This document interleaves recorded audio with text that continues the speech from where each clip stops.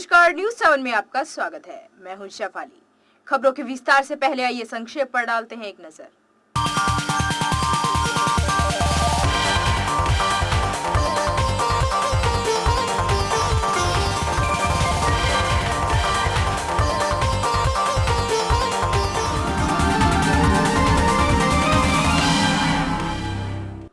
Bharatiya Janata party ने Walmart FDI के विरोध में जुलूस निकालकर सुभाष चौक पर वॉलमार्ट एफडीआई का पुतला फूंककर केंद्र सरकार व एफडीआई मुर्दाबाद के खिलाफ नारे लगाए। भारतीय जनता पार्टी शामली कार्यालय पर प्रदेश एक बैठक भाजपा नेताओं ने प्रदेश बचाओ भाजपा लाओ संपन्न हुई।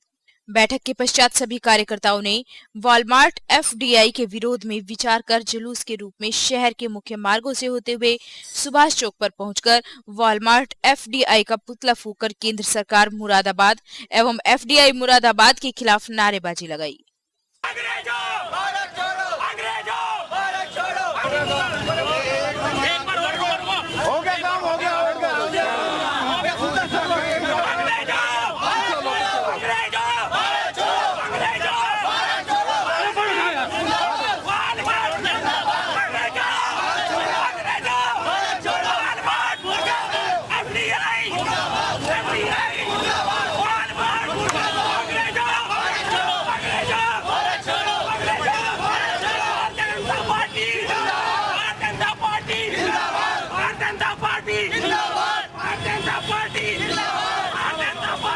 कांग्रेस जिसने भारत को आज़ाद कराने की अपनी भूमिका बता रही है, आज वही उन्हीं विदेशियों को पुनः भारत में ला रही है। इसका चरित्र चाल दोहरा है। इस चरित्र और चाल को पहचानने के लिए, दिखाने के लिए आज भारतीय जनता पार्टी ने शामली में ये वॉलमार्ट का पुतला फूंका है और इसके खिलाफ ये आंदोलन किया है।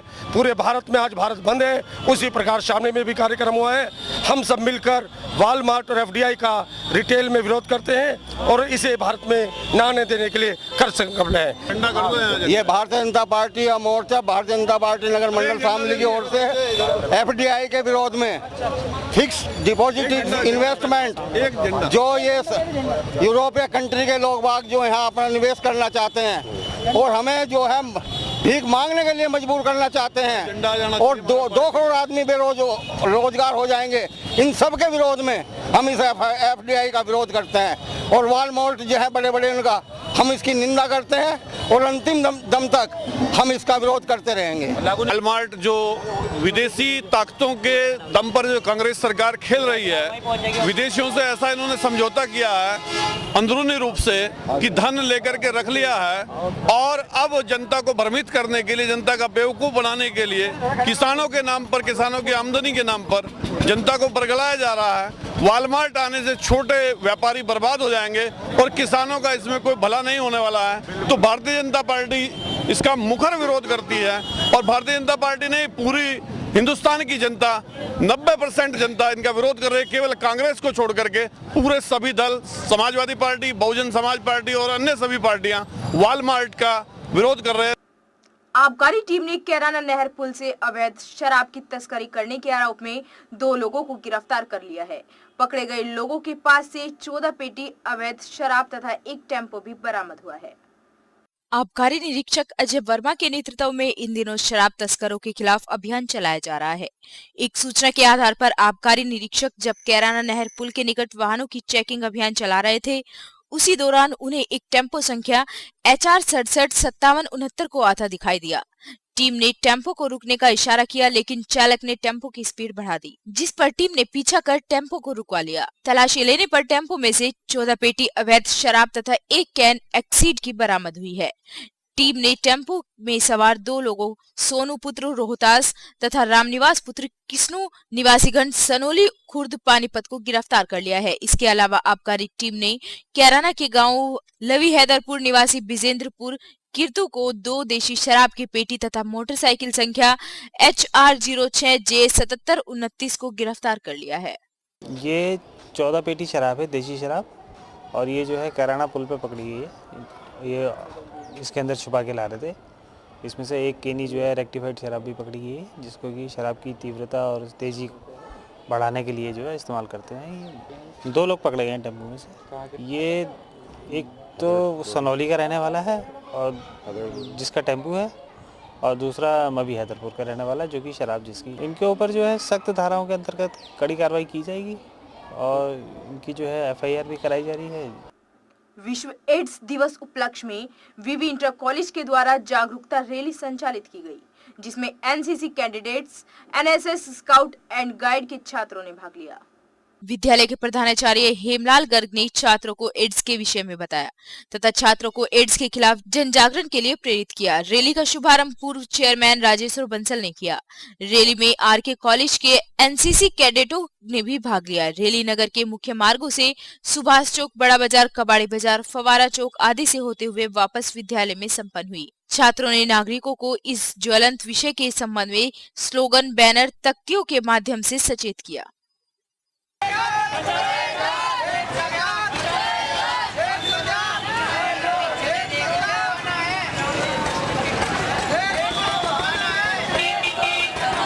खैर में कहीं ये हमारे इलाके में तो बीमारी नहीं है, नहीं के बराबर है। अगर शामली में इस इलाके में बीमारी कोई है नहीं, और अगर कोई है तो उसका इलाज कराएं। न्यूज़ 7 में हो चला है वक्त एक छोटे से ब्रेक का। जाइएगा नहीं, देखते रहिए न्यूज़ 7। प्रदेश का HP authorise Shri Mahavir business machine का भव्य शोरूम, HP की हर रेंज उपलब्ध एवं कंप्यूटर हार्डवेयर व service centre, net idea shutter के authorised, Jain computer home, first floor, Kairana road, Shamli. Sale counter number 9412212736, 9837017736। Service के लिए संपर्क करें 9837017421।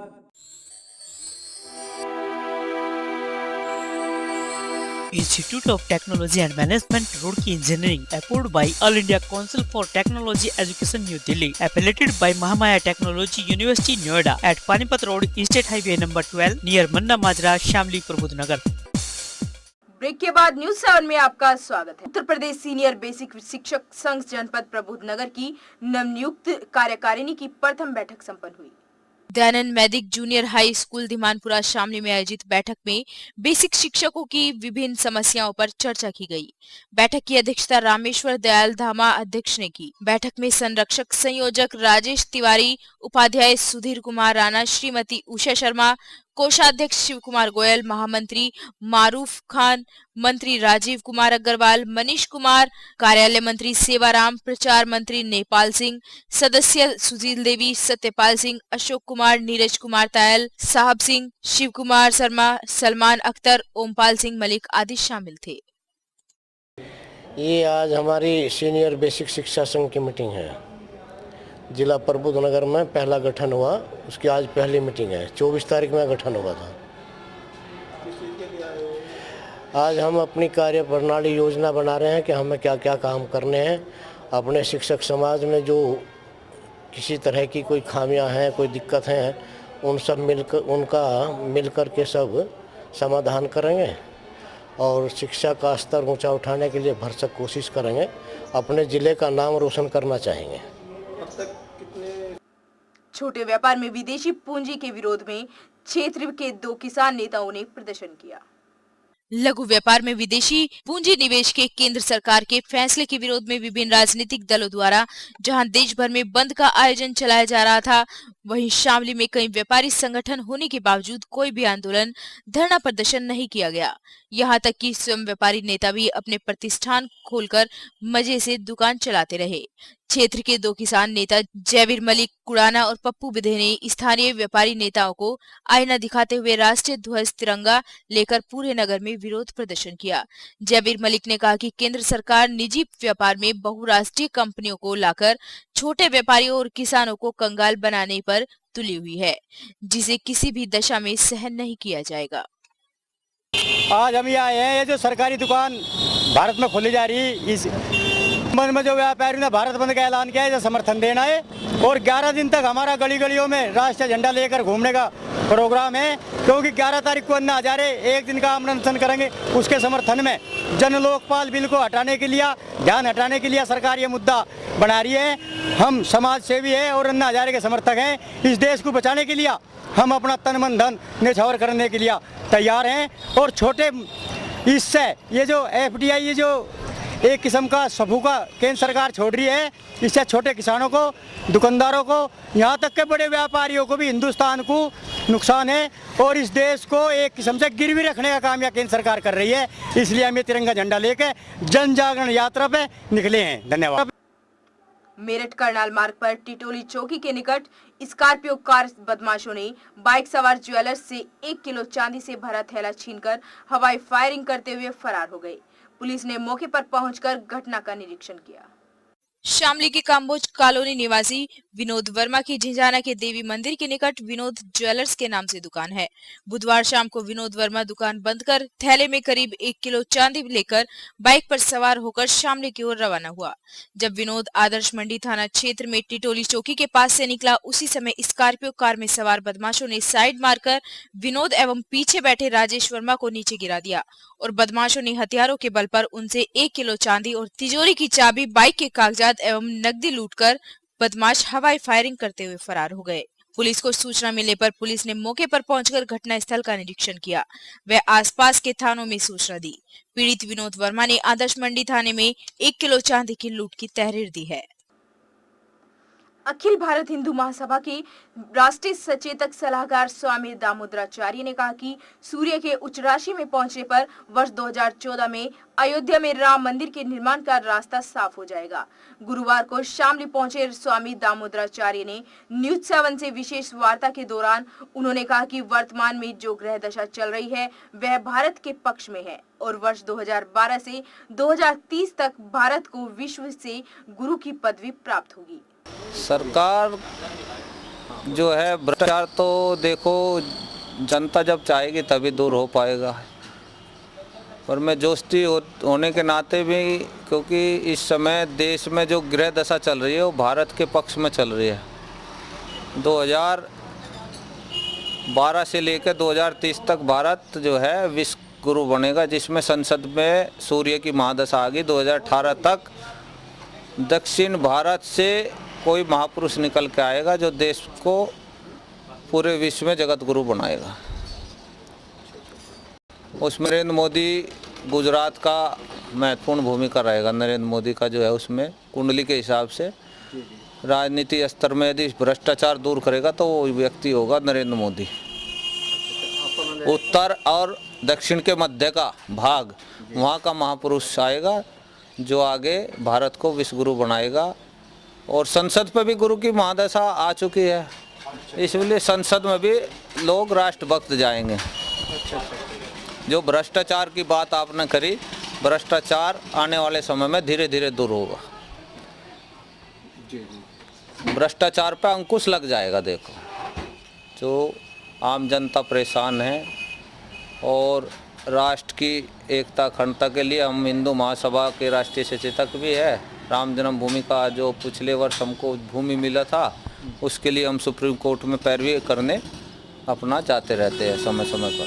अच्छा ये बताइए कि राम मंदिर कब तक? राम मंदिर का जो योग है बनने का वो 2014 से शुरू हो जाएगा, चाहे वो सरकार द्वारा हो या वो कोर्ट द्वारा हो, क्योंकि हम उसमें कार्य चल रहा है। राम जन्मभूमि के पत्थरों की तराई तो सभी हो चुकी है। जो थोड़ा बहुत कार्य बचा है वो भी जो है बीच में रुक गया था, पुनः शुरू हो गया जब से सुप्रीम कोर्ट में हम हिंदू महासभा वहाँ पर जो है मजबूती से लगे हुए अपनी पैरवी कर रहे सुप्रीम कोर्ट पे। और ज्योतिष के हिसाब से भी 2014 में गुरु उच्च का आएगा, जिससे जो है राम मंदिर का रास्ता क्लियर हो जाएगा। राम मंदिर तो बनना है। आज के इस प्रोग्राम में बस इतना ही। हम फिर हाजिर होंगे कुछ और दिलचस्प खबरों के साथ। तब तक के लिए हमें दीजिए इजाजत। नमस्कार।